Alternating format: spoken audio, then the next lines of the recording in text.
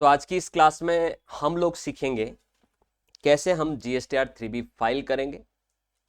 जो नए नियम आए हैं उसके अनुसार अब मैं नवंबर 2024 का GSTR 3B आज 20 दिसंबर को भरने वाला हूं। तो क्या क्या चीज़ें ध्यान में रखनी है GSTR 3B फाइल करते वक्त, उससे पहले आपको क्या प्रिपरेशन कर लेनी है, और क्या नया सिस्टम है, IMS एक नया सिस्टम है, उसके ऊपर भी आज हम डिटेल में डिस्कस करते हुए प्रैक्टिकली अपने एक क्लाइंट का GSTR 3B यहाँ पर फाइल करने वाले हैं। इसी महीने मैंने एक क्लास GSTR 1 की ली थी, जहां पर मैंने 1 भरा था, और अब मैं क्या भरने जा रहा हूं, 3B फाइल करने जा रहा हूं। तो चलिए ध्यान से देखिएगा।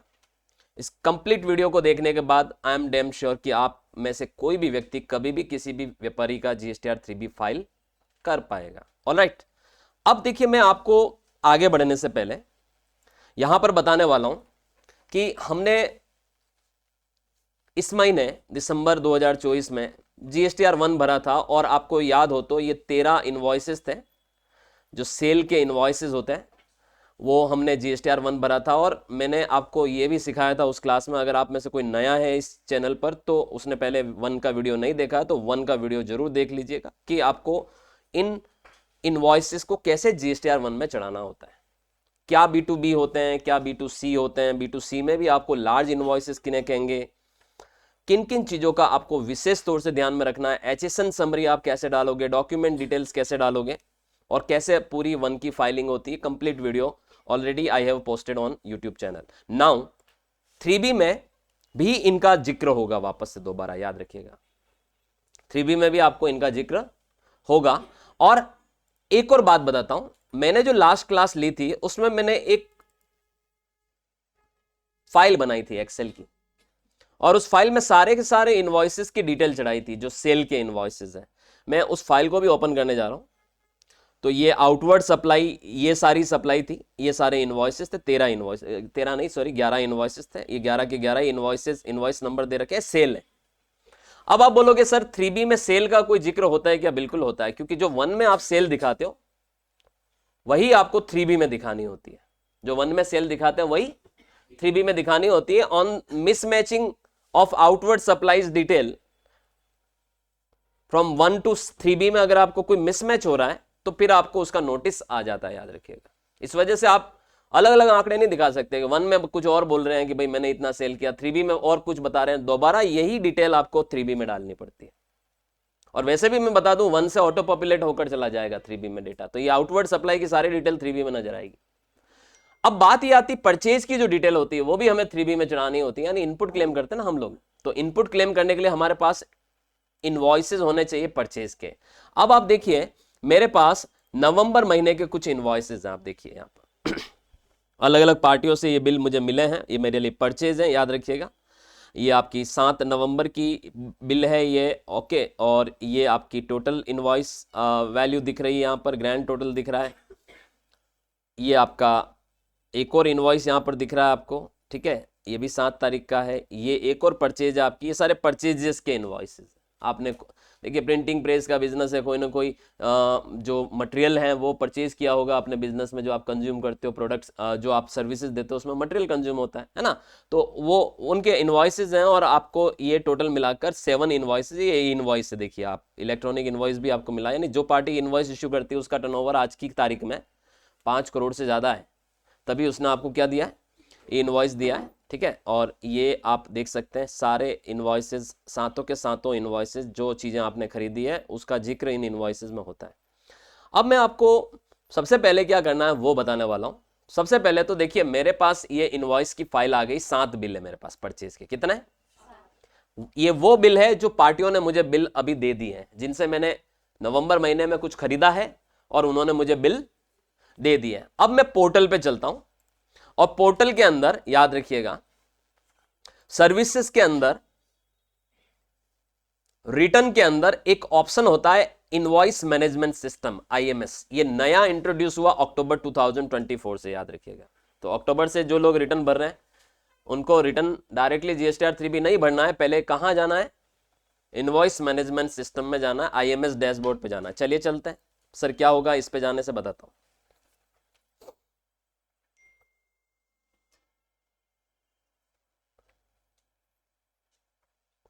अब आपको ये एक ऐसा सिस्टम जीएसटी डिपार्टमेंट ने दे दिया, इसको मैं कह सकता हूं छन्नी है ये, समझ रहे हैं? कोई चीज छान के पीते ना अपन फिल्टर करके, तो ये छन्नी है। यहां से आप जो इनवॉइसेज हैं इनवर्ड सप्लाई के, वो आपको यहां पर नजर आएंगे सारे के सारे।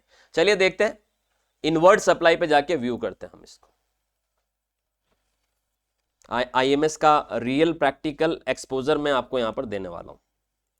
ऑलराइट, अब आप देखिए, अभी मेरे पास जो पीडीएफ है, उस पीडीएफ में ओवरऑल 7 बिल है टोटल परचेज के, और आईएमएस में जब मैं जाके देख रहा हूं तो मुझे यहां पर 19 बिल नजर आ रहे हैं, B2B इनवॉइसेस के 19 बिल है। तो सर ऐसा कैसे हो सकता है, बताओ ऐसा कैसे हो सकता है कि B2B इनवॉइसेस आपके आईएमएस में 19 दिख रहे हैं, जबकि एक्चुअल में इस महीने आपके हाथ में 5 ही दिख रहे हैं? ऐसा दो सूरत में हो सकता है।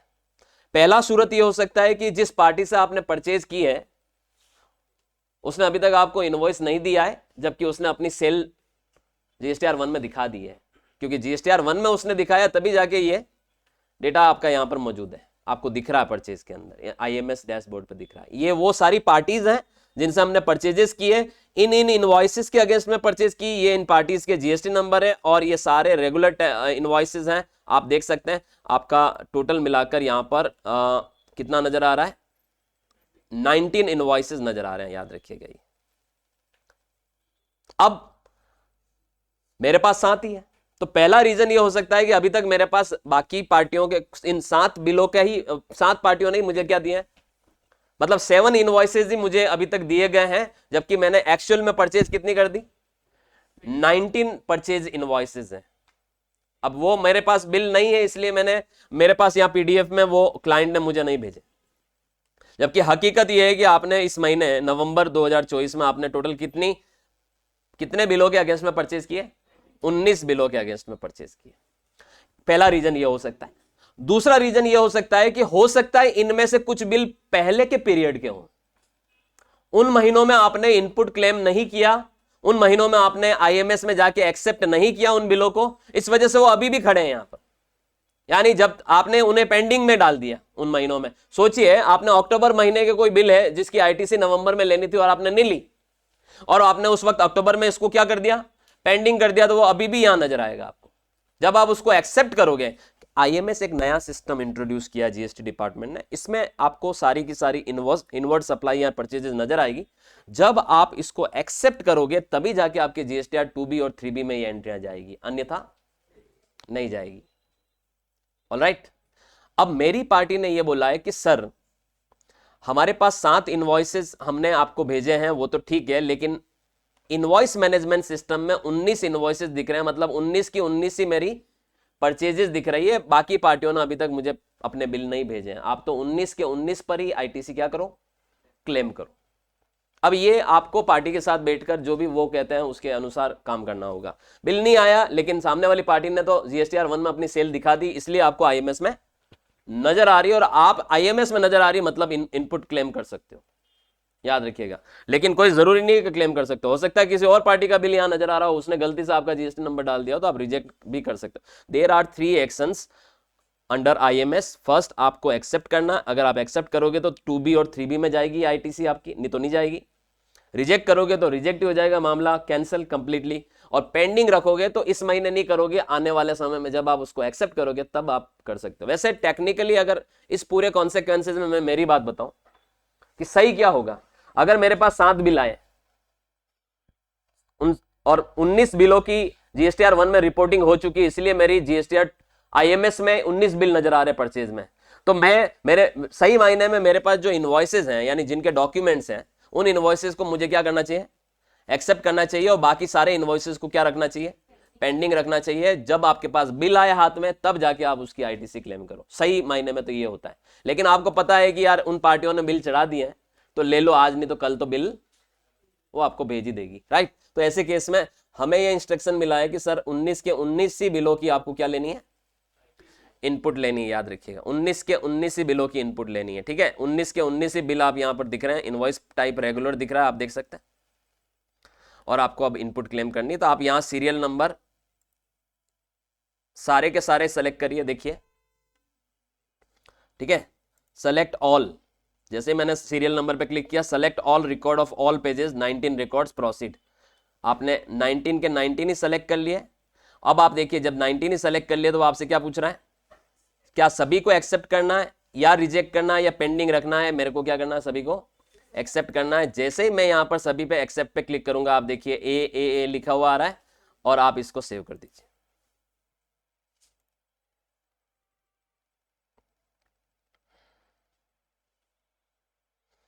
और जैसे ही आपने इन सबको एक्सेप्ट किया, 19 के 19 ही इनवॉइसेस आपके क्या हो चुके हैं, एक्सेप्टेड। आप देखिए इनके आगे स्टेटस एक्सेप्टेड लिखा हुआ आ गया, यानी आपने एक्सेप्ट कर लिया है कि आपने इन 19 इनवॉइसेस की ऊपर आपको इनपुट लेनी है। ये 19 परचेजेस हैं जो आपने नवंबर 2024 में की है। किसी पे मुझे डाउट होता तो मैं उसे रिजेक्ट कर सकता था, होल्ड कर सकता था, पेंडिंग रख सकता था, लेकिन मैंने ऐसा नहीं किया क्योंकि कंफर्मेशन थी मेरे पास कि yes these are the 19 purchases जो हमने की है उन पार्टियों से। ऑलराइट, मैं इसकी रिपोर्ट यहां से डाउनलोड कर सकता हूं, अन्यथा अब मुझे पीछे जाना। ये होता है इनवॉइस मैनेजमेंट सिस्टम, प्रैक्टिकली मैंने आपको करके बताया। अब मैं बैक टू समरी जा रहा हूं। चलिए अब आप देखिए, जैसे आप बैक में आए, नो एक्शन में अब आपका कुछ नहीं रहा, टोटल बिल किस में चले गए, एक्सेप्टेड में चले गए। अब आप यहां से एक ऑप्शन दिख रहा है कंप्यूट जीएसटीआर टू बी। याद रखिएगा डायरेक्टली जीएसटीआर टू बी नहीं बन जाने वाला है, आपको एक्सेप्ट रिजेक्ट पेंडिंग करने के बाद क्या करना होगा, कंप्यूट करना होगा GSTR two B for the November 2024। आपको इस पे क्लिक करना है, एग्री करना है और कंटिन्यू करना है। जब आप इसको एग्री करके कंटिन्यू करेंगे, आपका जीएसटीआर देखिए यहां पर आ गया, आपका रिक्वेस्ट रिसीव हो गया है। आप अब रिफ्रेश बटन पे क्लिक करिए और आपका जीएसटीआर टू बी रिकम्प्यूटेड सक्सेसफुली आ गया, याद रखिएगा। अब आपको जाना है वापस से बैक, ठीक है। अब मैं यहां से सर्विसेज में जा रहा हूं, रिटर्न में जा रहा हूं और अब मैं रिटर्न डैशबोर्ड में जाऊंगा। ये काम था इनवॉइस मैनेजमेंट सिस्टम के अंतर्गत हर महीने करना पड़ता है, याद रखिएगा। अब आप रिटर्न डैशबोर्ड में जाएंगे, बिल्कुल न्यू सिस्टम बता रहा हूं मैं आपको। आज 20 तारीख है और 20 तारीख को ही मुझे जीएसटीआर 3B भरना है, नवंबर 2024 का। दिसंबर 20 में आज मैं रिटर्न भरने जा रहा हूं। तो आप देख सकते हैं यहां पर आपको फाइनेंशियल ईयर लेना है, ये आपका थर्ड क्वार्टर चल रहा है, आपको यहां पीरियड नवंबर लेना है और आप सर्च करिएगा। नवंबर क्यों ले रहे हो सर आप, क्योंकि हम नवंबर का ही तो रिटर्न भर रहे हैं, भर भली दिसंबर में रहे, भर कब रहे हैं, नवंबर का भर रहे हैं, राइट। तो ऐसे केस में मैंने नवंबर लेना है। अब आप देख सकते हैं यहां पर आपका टू बी नजर आने लग गया है और आप टू बी को व्यू कर सकते हैं। चलिए देखते हैं हम जीएसटीआर टू बी। अभी अभी आपने जो इनवॉइस मैनेजमेंट सिस्टम के अंतर्गत जाके जो इनवॉइसेस एक्सेप्ट किए हैं और उसके बाद जो रिकम्प्यूट किया है जीएसटीआर टू बी, तो ये टू बी आपको नजर आ रहा है। अब जीएसटीआर टू बी में आप देख सकते हैं आईटीसी अवेलेबल में आपको टोटल कितनी आईटीसी नजर आ रही है, ये आप देख सकते हैं 3640 आईजीएसटी की नजर आ रही है, 24,213 सीजीएसटी, 24,213 एसजीएसटी। और एक और बड़ा इंपॉर्टेंट पॉइंट यहां पर नजर आ रहा है, 15 रुपए मेरे को रिवर्स चार्ज वाली आईटीसी नजर आ रही है आईजीएसटी की। इस महीने हमने कोई ऐसी परचेज की है जिसपे रिवर्स चार्ज में हमें सामने चल के क्या देना है, टैक्स देना है। कितना रुपया, 15 रुपया आईजीएसटी का देना है हमें। रिवर्स चार्ज में जो आपकी लाइबिलिटी बनती है सेम मंथ में आपको उसको पे करना है। इसी महीने हम उसको 15 रुपए को पे भी करेंगे। जो रिवर्स चार्ज की लाइबिलिटी होती है उसको किससे पे करना होता है, इलेक्ट्रॉनिक कैश लेजर से चालान बना के, तो हम पे भी करेंगे। ये 15 रुपए आप क्रेडिट लेजर से एडजस्ट नहीं कर सकते हैं, आपको ये 15 रुपए इलेक्ट्रॉनिक कैश लेजर से पे करना पड़ेगा। आपके पास कैश लेजर में पैसा अगर पड़ा हुआ है तो ठीक है, नहीं पड़ा हुआ है तो पहले चालान बनाओ, इस पैसे को डालो, फिर आपको उसको पेमेंट करना हो। पेमेंट करने के बाद ही आप अपना 3B में जाके इसकी क्या क्लेम कर पाओगे, आईटीसी क्लेम कर पाओगे। बहुत लोग मुझसे ये भी पूछते हैं कि सर अगर हमारी कोई रिवर्स चार्ज में लाइबिलिटी बनती है तो हमें उसको इलेक्ट्रॉनिक कैश लेजर से पे करना होता है। मैंने कहा यस। बोले कि सर क्या सेम मंथ में हम इनपुट ले सकते हैं, मैंने कहा एग्जैक्टली ले सकते हो। जिस महीने आप जीएसटीआर 3B में आरसीएम की लाइबिलिटी का पेमेंट कर रहे हो, उसी महीने जीएसटीआर 3B में आपको इनपुट क्लेम करनी है उसकी। तो ये आईटीसी में नजर आ रही है रिवर्स चार्ज वाली लाइबिलिटी आपकी आईटीसी। और ये आपका टोटल मिला के आप ये फिगर देख सकते हो। देखिए मैं इसको, ये मेरा जो फिगर है, मैं स्क्रीनशॉट ले रहा हूं आपकी सुविधा के लिए, बताता हूं क्या करने वाला हूं मैं। तो मैंने स्क्रीनशॉट क्यों ले रहा हूं वो भी मैं बताता हूं आपको। मैंने एमएस पेंट में इसको लाके पेस्ट कर देना है।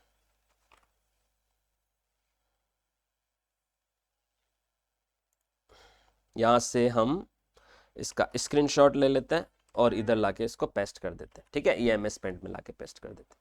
अब आप देखिए आपका ये GSTR 2B नजर आ रहा है कि आपको कितनी ITC अवेलेबल है। अगर कोई ITC नहीं अवेलेबल होती तो वो यहां नजर आती है, अगर कोई ITC रिवर्स हो रही तो वो आपको यहां पर नजर आती है। और इन सारी ITC चाहे अवेलेबल हो, नॉट अवेलेबल हो, रिवर्सल हो, इन सबको आपको जाके एनुअल रिटर्न में भी दिखाना होता है। तो ये हर पॉइंट बहुत इंपॉर्टेंट हो जाता है, क्योंकि जब आप अपना रिटर्न, आप पीरियोडिक रिटर्न भर रहे हो, ये तो पीरियोडिक रिटर्न है, लेकिन बाद में आपको जब एनुअल रिटर्न भरना होगा, अपने डेटा को रिकंसाइल करना होगा, तब ये बहुत इंपॉर्टेंट रोल प्ले करते हैं। अभी ये 2B में नजर आ रहा है, मतलब इतना इतना अमाउंट में 3B में क्लेम कर सकता हूं। देखिए ये अमाउंट मुझे कहां नजर आ रहा है, ये अमाउंट मुझे 2B में नजर आ रहा है। IGST की मुझे ITC लेनी इतनी तो फॉरवर्ड चार्ज वाली, और इतनी रिवर्स चार्ज वाली। CGST की इतनी फॉरवर्ड चार्ज और इतनी फॉरवर्ड चार्ज की SGST की ITC लेनी है। ये का यही अमाउंट आपको 3B में जाके नजर आएगा। देखिएगा जब आप IMS में अपने डेटा एक्सेप्ट कर लेते हो तो 2B रिकम्प्यूट करते हो तो 2B भी रिकम्प्यूट हो जाता है, और बाद में जब आप जाके 3B ओपन करते हैं, अब हम भरने जा रहे हैं GSTR 3B। तो 3B भरते वक्त आपको किन किन चीजों का ध्यान में रखना होगा वो मैं बताता हूं। जैसे रिटर्न डैशबोर्ड पे गया मैं,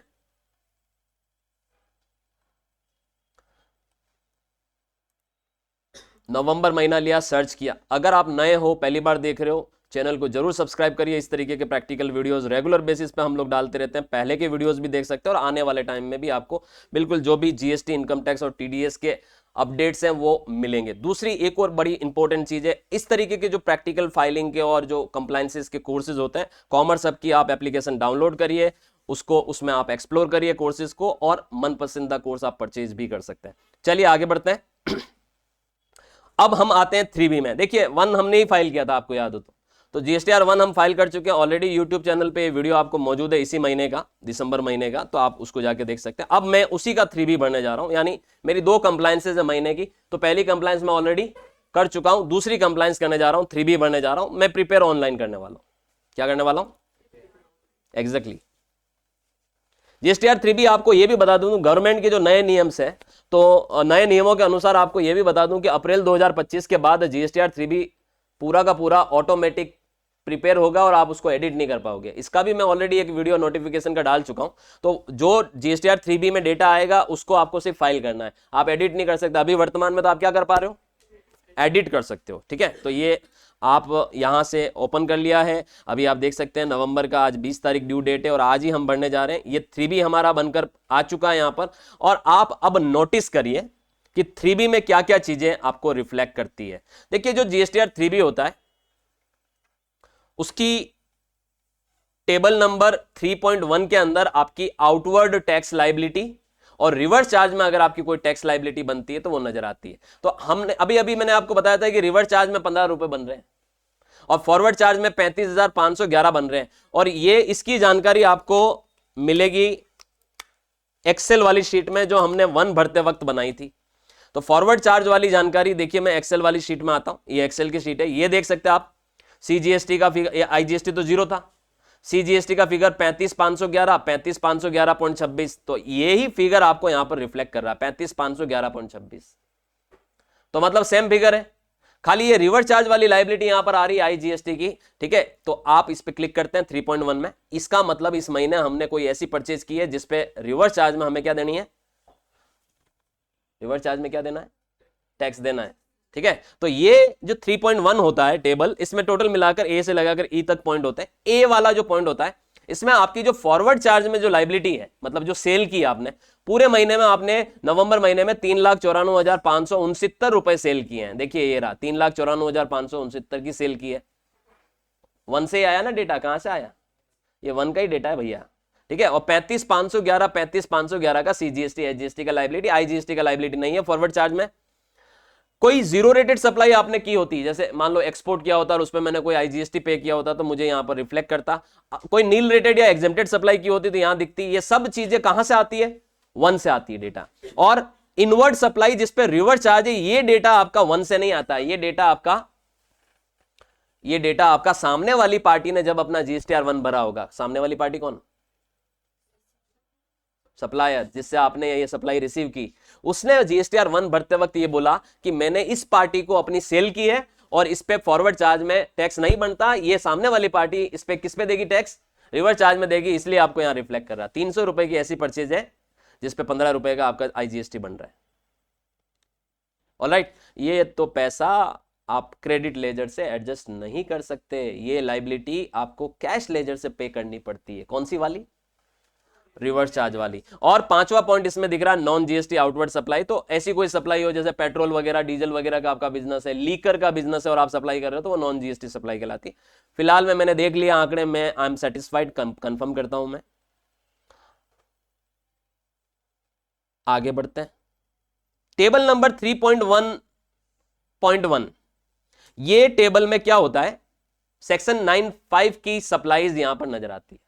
अब ये जो टेबल होती है याद रखिएगा, ठीक है, नोटिफाई 95 किसमें, ई कॉमर्स सप्लाई, जो आपने प्रोडक्ट्स किसके जरिए सप्लाई किए, ई कॉमर्स प्लेटफॉर्म से सप्लाई किए, ई कॉमर्स कंपनियों के जरिए सप्लाई किए, तो उस केस में आपको यहां पर वो रिफ्लेक्ट करता है, याद रखिएगा, ठीक है। तो यहां पर हमें कुछ भी डेटा नहीं डालना है भी नहीं, पहली बात, ठीक है। हमने ये भी जीएसटीआर 1 में जो डिक्लेयर किया होगा वो यहां पर नजर आएगा। और इंटर स्टेट सप्लाई हमने कुछ नहीं की, नहीं दिख रहा है। सारे डेटा, ये तीनों टेबल के डेटा आपके 1 से उठ के आते हैं, ठीक है। और एलिजिबल आईटीसी वाला डेटा अभी आपका कहां से उठ के आया बताओ?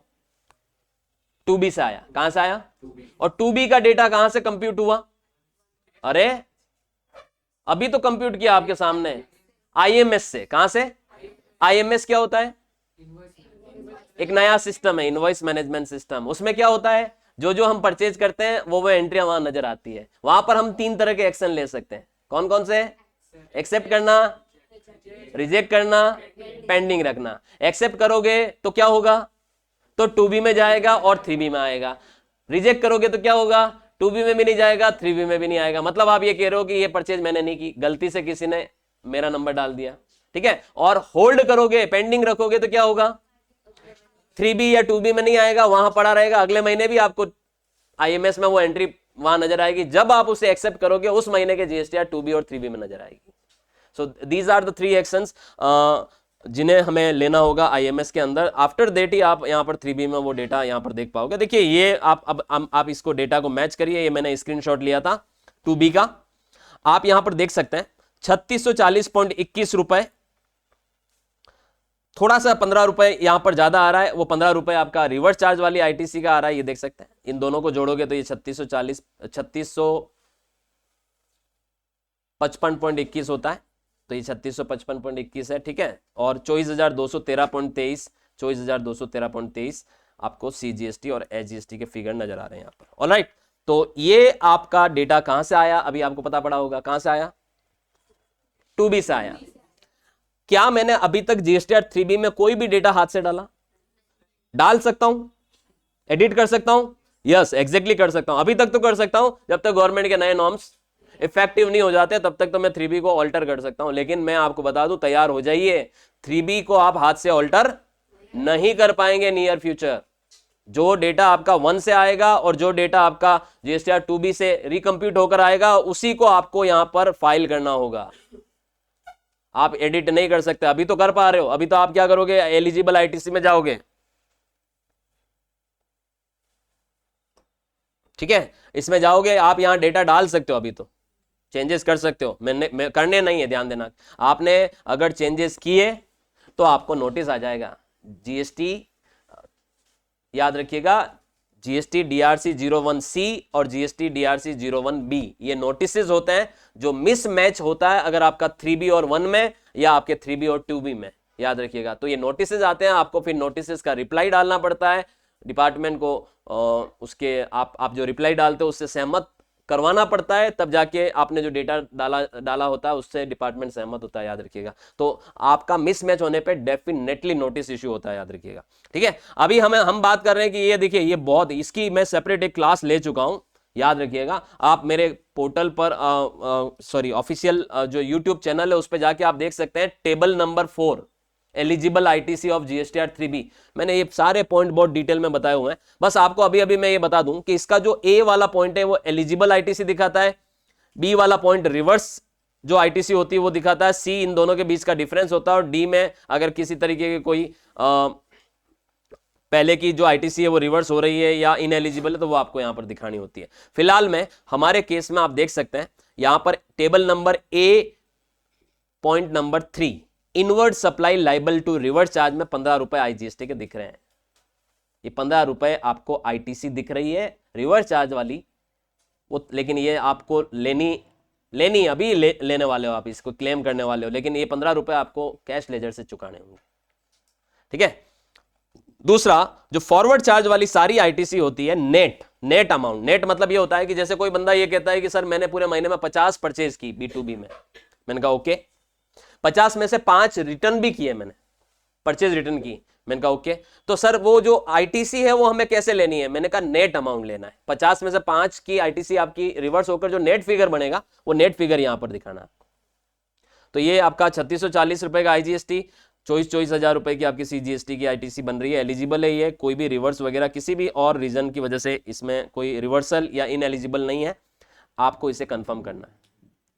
नाउ जब आपने ये डेटा को क्रॉस चेक कर लिया, 1 से इसको मिलान कर दिया 3.1 को, और 2B से इसको मिलान कर दिया 4 नंबर की टेबल को, 5वीं जो टेबल होती है वो होती है एग्जेम्प्टेड, नील रेटेड और non GST inward supply purchase. ऐसी कोई परचेज की exempted purchase, nil rated purchase, non GST purchase, तो वो आपको यहां दिखानी होती। आपको ये हाथ से ही डालना पड़ता है फिगर, ये कहीं से उठ के नहीं आने वाला। ठीक है, तो मेरी ऐसी कोई परचेज नहीं है। छठी में आप देखिए इंटरेस्ट या लेट फीस आपकी पहले, जैसे अगर आपने पिछले महीने कोई जीएसटीआर 3B भरने में क्या कर दी, डिले कर दिया, और उसकी वजह से कोई ब्याज या लेट फीस बना, तो वो यहां कैलकुलेट होकर आता है। इस महीने अगर डिले कर रहे हो, जैसे आज मैं 20 तारीख को नहीं भर रहा हूं, 25 तारीख को भरूंगा इस महीने, तो वो यहां नहीं नजर आएगा, वो फिर अगले महीने कैलकुलेट होकर आएगा, याद रखिएगा। तो ये भी ऐसा कुछ भी नहीं है। चलिए आगे बढ़ते हैं। अब क्या करना है सर हमें? आपको कुछ भी नहीं करना, सेव करना है। क्या करना है? Yes, exactly.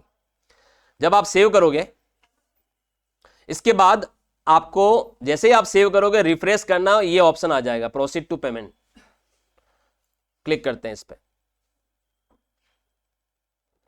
अब प्रोसीड टू पेमेंट में जब मैं आया तो ये जीएसटीआर 3B मुझे क्या बोल रहा है कि सर आपको 15 रुपए आईजीएसटी का कैश में पे करना है, सीजीएसटी का 6,990 रुपए कैश में पे, सॉरी ये कैश बैलेंस है, सॉरी क्या है, कैश लेजर का बैलेंस दिखा रहा है। क्या बता रहा है? कैश लेजर का बैलेंस दिखा रहा है कि आपका अभी 15 रुपए आईजीएसटी में पड़ा हुआ है, सीजीएसटी में 6,990 रुपए पड़ा हुआ है, और एसजीएसटी में 11,298 रुपए पड़ा हुआ है। आपको मैं बता दूं, ये पैसा जो मुझे कैश में लायबिलिटी चुकानी है कितनी, उसके लिए डिपॉजिट कराया गया है चालान बना के ऑलरेडी। ये पैसा अभी डाला है, आज ही चालान बना के डाला है। अभी मैं इसके बारे में बताऊंगा कि ये अभी डाला है, तो आप मुझे बताओ सर इसका कब डाला आपने? ये पैसा इसलिए डाला है क्योंकि मैं 3B भरने बैठ रहा हूं, और मुझे पता है कि मैं 3B जब भरूंगा और अपनी लायबिलिटी को आईटीसी लेजर से सेट ऑफ करने जाऊंगा, तो मुझे कितना रिक्वायरमेंट किसका है? कैश का है। जितना रिक्वायरमेंट है उसका मैंने चालान बना के डाल दिया है। 15 रुपए मैंने चालान में किसका डाला? आईजीएसटी का। यहां पर ये 6,990 रुपए सीजीएसटी डाला, 11,298 रुपए मैंने एसजीएसटी का चालान बनाया। ठीक है, अब टोटल मिलाकर यूं देखें तो आज मैंने चालान बनाया होगा कितने रुपए का? 18,303 रुपए का। लिख के रखता हूं मैं यहां पर, है ना, आज ही मैंने इसका चालान बनाया है। ठीक है, चालान से पेमेंट करना पड़ता है जब आपकी लायबिलिटी कैश में आपको चुकानी होती है। तो ये चालान आज आपने जो बनाया होगा उसमें आपने आईजीएसटी का 15 रुपए चढ़ाया, चालान में जमा कराया होगा, सीजीएसटी का आपने 6,990 रुपए जमा कराया होगा, दिस अमाउंट, एंड एसजीएसटी का आपने कितना? 11,298 रुपए जमा कराया होगा। एंड अगर मैं टोटल बात करूं, टोटल चालान की जो मैंने आज जमा कराया होगा वो 18,303 रुपए जमा कराया होगा। इस पे भी अभी बातें करेंगे हम कि ये वास्तव में मैं जो कह रहा हूं वो सही है या नहीं है। आपने सर वास्तव में ये चालान बनाया कि नहीं बनाया? इसीलिए ये कैश लेजर में मौजूद है। ठीक है, अब ऐसे में आपका क्रेडिट लेजर में कितना अमाउंट पड़ा हुआ है? क्रेडिट लेजर यानी आईटीसी लेजर में 3,655 रुपए पड़ा हुआ। कितना? अब ये अमाउंट अभी आपका इलेक्ट्रॉनिक कैश लेजर में पड़ा हुआ है।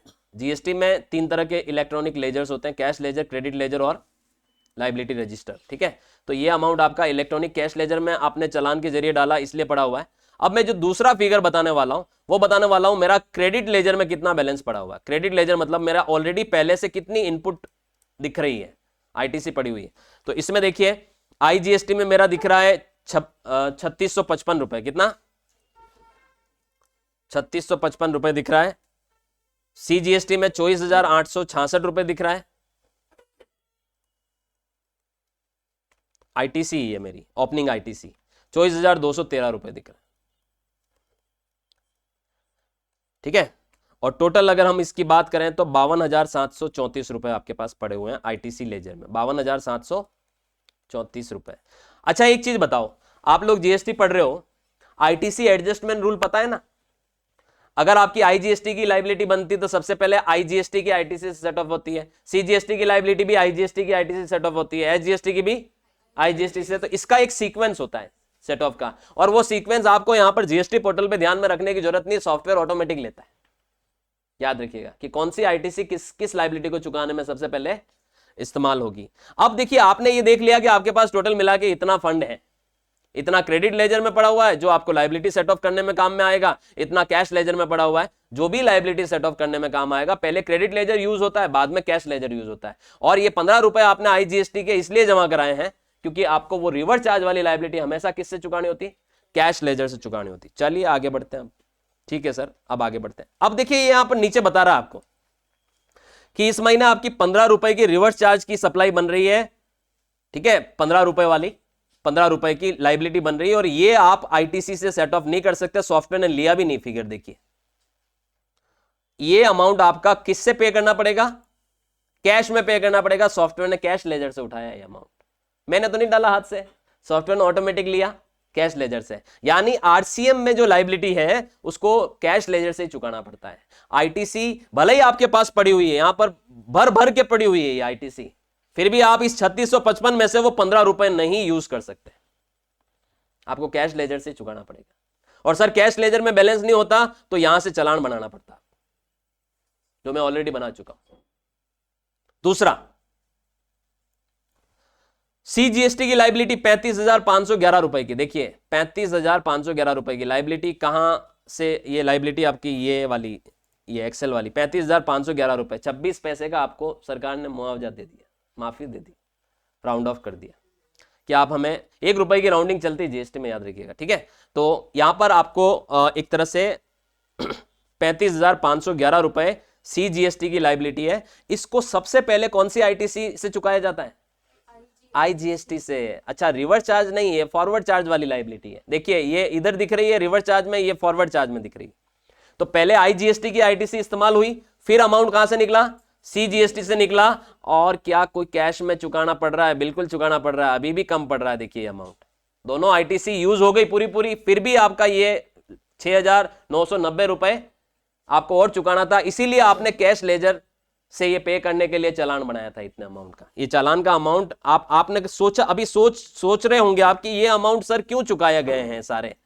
ये इसलिए चुकाए गए क्योंकि आईटीसी इस्तेमाल करने के बावजूद भी इतनी जरूरत पड़ेगी उस लायबिलिटी को जीरो करने में, तो इतना आपने चालान बनाया है 6,990 रुपए का। ये कैश लेजर से जाएगा, याद रखिएगा। और तीसरा देखते हैं हम, एचजीएसटी की लायबिलिटी। देखिए आप, इसको चुकाने के लिए आईजीएसटी की आईटीसी बची नहीं आपकी, क्योंकि वो ऊपर यूज हो गई। सीजीएसटी से आप यूज कर नहीं सकते, एचजीएसटी की लायबिलिटी सेट ऑफ नहीं कर सकते, स्वयं एचजीएसटी की पूरी आईटीसी इस्तेमाल करेंगे हम। उसके बावजूद भी कमी पड़ेगी, यहां पर आपको और पैसा चाहिए होगा 11,298 रुपए, इसीलिए 11,298 रुपए का चालान बनाया गया एचजीएसटी का। 15 रुपए का क्यों बनाया? क्योंकि रिवर्स चार्ज की लायबिलिटी चुकानी है। ये 6,990 रुपए का क्यों बनाया चालान? क्योंकि कम पड़ रहा था अमाउंट, और 11,298 रुपए का भी इसीलिए आपने बनाया क्योंकि कम पड़ रहा था। आपको 18,303 रुपए जमा कराने पड़े आज चालान के माध्यम से, तब जाके आप अपनी इस महीने की लायबिलिटी को क्या कर पाओगे? जीरो कर पाओगे। सर ये तो बहुत बढ़िया बात हो गई कि ये सब तो ऑटोमेटिक ले लेता सॉफ्टवेयर, बिल्कुल एग्जैक्टली बढ़िया बात हो गई। लेकिन जब आप अकाउंटिंग करते हो तो आपको इन चीजों की क्रॉस एंट्री करनी पड़ती है, क्रॉस एडजस्टमेंट हो रहे हैं। अकाउंटिंग भी आनी चाहिए, सिर्फ जीएसटी या इनकम टैक्स कंप्लायंस से काम नहीं चलेगा, अकाउंटिंग भी आनी चाहिए। इसलिए एक प्रॉपर पैकेज बनना पड़ता है जब आप अकाउंटेंट बनने जाते हो तब।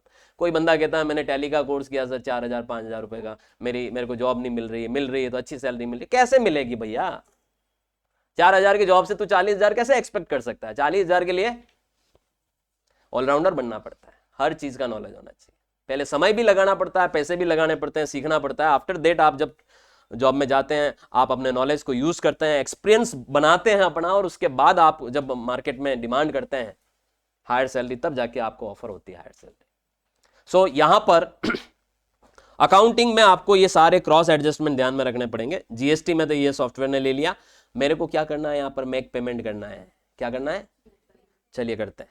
जैसे ही मैं मेक पेमेंट करूंगा, एग्री करूंगा, सॉफ्टवेयर ऑटोमेटिक मेरी आईटीसी मेरी लाइबिलिटी के साथ सेट ऑफ कर लेगा, मेरा कैश बैलेंस मेरी लाइबिलिटी के साथ सेट ऑफ कर लेगा, और मैं जैसे ही यस करूंगा ऑफसेट सक्सेसफुल का मैसेज आएगा। एंड अब आप जाके देखिए कैश बैलेंस जीरो हो गया, देखिए आप सारा, ठीक है, क्रेडिट बैलेंस भी जीरो हो गया, कैश बैलेंस भी मतलब जीरो। अब मेरे को दिसंबर का जब मैं जनवरी में रिटर्न भरने जाऊंगा, इन दोनों का कोई ओपनिंग बैलेंस नहीं है, जीरो जीरो हो गया। लेकिन एक और अच्छी बात ये रही कि लाइबिलिटी भी जीरो जीरो हो गई, क्योंकि आप पे कर चुके हो।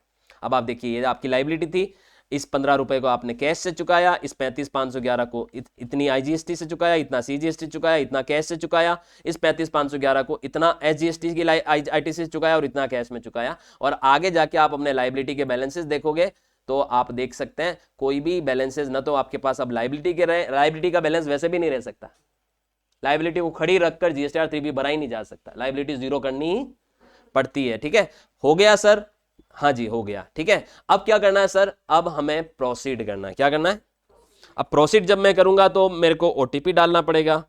तो अब मैं ओटीपी मांगता हूं, 1 मिनट। जैसे मैं यहां से प्रोसीड करूंगा,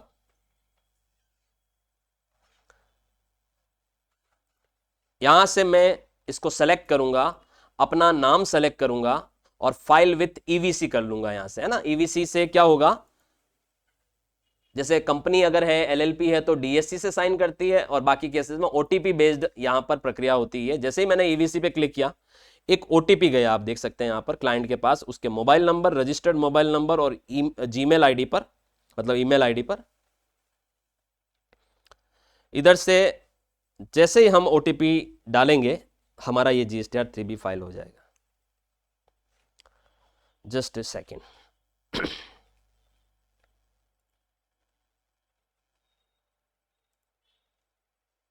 जैसे मैं यहां पर ओटीपी डाल रहा हूं